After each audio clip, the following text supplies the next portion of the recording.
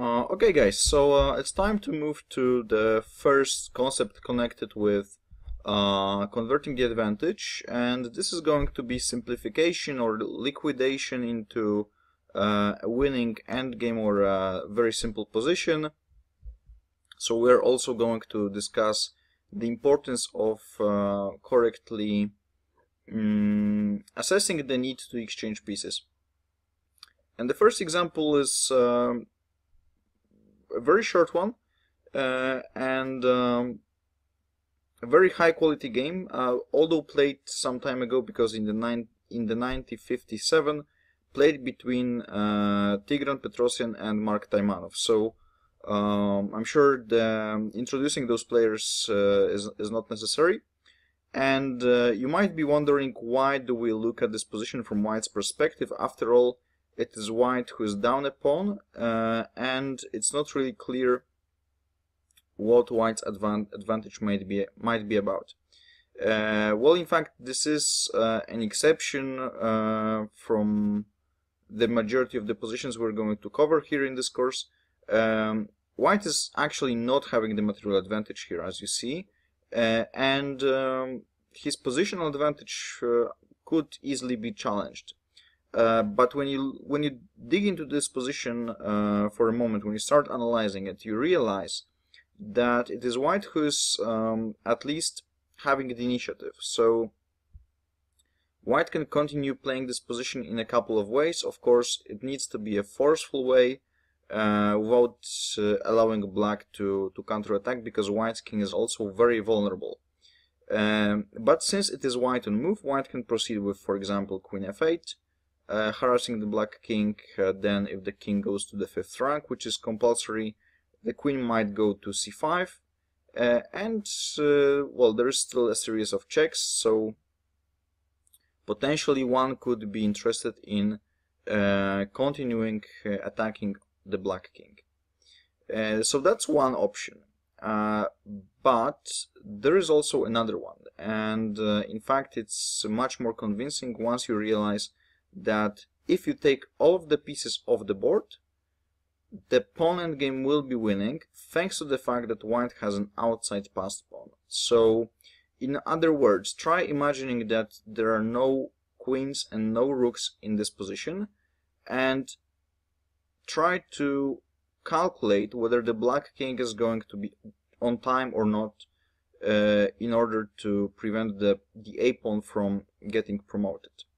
Once you realize that the Black king is just not going to make it, then the White's plan is just very simple. So what Petrosyan did, despite being down a pawn, and that's worth mentioning, he simply exchanged the queens, and that's not the end of this sequence. Because if now he played some move like rook e8, trying to get the pawn back, then this pawn would be a complete failure. So probably Queen f8 was much stronger. But instead, Petrosyan played the very strong rook d1 move. So it might be counterintuitive to play with a very active rook, bringing it back to its own camp. But at the same time, well, Black is forced to make a decision. He's either exchanging the rooks or going rook a2. But after rook a2, the rook is in fact not active at all. It is trapped, and after both king b3 or king b1, after both of these moves, White just wins the Black rook and the game eventually. So Black is virtually forced to go rook takes d1, king takes d1, and then for those of you who know the rule of square, in pawn endgames you don't even need to calculate this. For those of you who still probably need to recap on that, then Black just goes king g5, then a4, king f5, a5, king e5, a6, king d6, a7, king c6, a8. White is just faster, despite the fact that Black plays the first move in this position. So simple yet effective strategy, as you see. It's often important to not only calculate the position, because that's something that is of course essential, and you need to be able to calculate at pretty much any level and in any position, But very often a mere glance at the position and thinking outside the box a little bit might help you in finding the right continuation, in finding the right idea, which in fact here was very simple, exchanging everything in order to transfer the position into a pawn endgame. And as mentioned, even though it is white who has the material advantage here,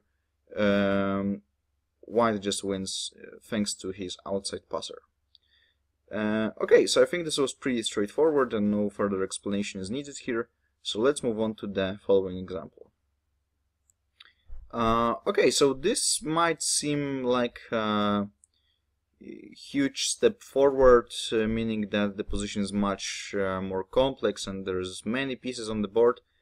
But in fact, the concept itself is going to be, again, very straightforward. This was, forgive me if I mispronounce these names, this was Osterm against Timmerman. And this was Correspondence World Championship 2001.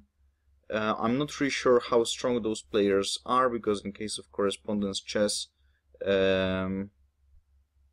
well, of course the machine is a factor, but at the same time correspondence players very often have the ability to analyze on really unbelievable depth, so it's hard to say how strong those players are, and I don't feel an expert in correspondence chess at all. Anyway, black here enjoys an exchange advantage for a pawn. That should be mentioned as well. But most importantly, white seems to be quite solid, and everything is well protected in his position. Of course, he's just very passive, but unless black finds something winning by force, then white might just be interested in playing something like queen e2, queen c4, repeating the moves, and black will have to find some forceful continuation. Of course, objectively speaking, there is many ways of winning this position, but I really like this example for this simplistic approach that black took here. So I think everything is fine with moves like queen b2 or queen c1 keeping the tension, but what black did is even faster. So queen takes f1, queen takes f1, rook takes f1. Obviously white just takes back, and here black just takes with the bishop on f3. And then all of a sudden it transpires that all of these pawns are going to be taken. And if only you know that bishop endgames, even opposite colored bishop endgames with 3 pawns advantage, when the pawns are placed like this, there is no risk that the bishop is going to actually prevent all of the pawns from being promoted. This is kindergarten chess. Black is just winning with very simple moves, simply pushing the pawns to promotion in great majority of cases. So despite the fact black is not having the material advantage here, he will have one in just a nick of time, so he's going to be up 3 pawns. What was played here was bishop e1, and this is another aspect that I wanted to pay your attention to. Very often when you have the material advantage, the opponent will try to either find some active counterplay or get things complicated so that at least your converting task is not so simple. It's not straightforward, sometimes even taking more risk in order to make things complicated. Here this is a very easy example of white trying to get his counterplay. He's simply trying to get access to the black c7 pawn, which is also the foundation of the whole pawn chain. So if the pawn on c7 falls, the pawn on d6 is going to be weak, and the pawn on e5 as well. So what black needs to do, instead of just taking on e4, is to make sure that c7 pawn is not going to be lost. So simple yet effective king e8, bishop a5, king d8, and here, as far as I understand, white just resigned in view of bishop takes e4, followed by bishop takes d5, and then bishop takes c6 in the end. So as you see, it was possible to play this position in many ways, but in fact black proved a very practical approach, simplifying the position into an endgame where white does not have anything, any sort of counterplay. You could be arguing that even here white doesn't really have any counterplay. White is not in fact creating any direct threats. He's not even close to attacking the white king. But in practical games, you probably already know that as long as there are queens on the board, and especially here, if the king is so exposed, things can happen. So why taking the risk when you can just sacrifice the exchange, so give your opponent the material back in order to transform your advantage into another type of advantage, in fact a risk-free one.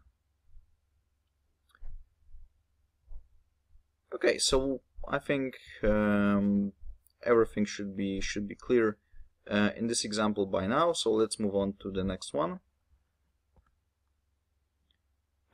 This example is again involving two very strong GMs playing the game. This was Kirill Georgiev against late Viktor Korchnoi in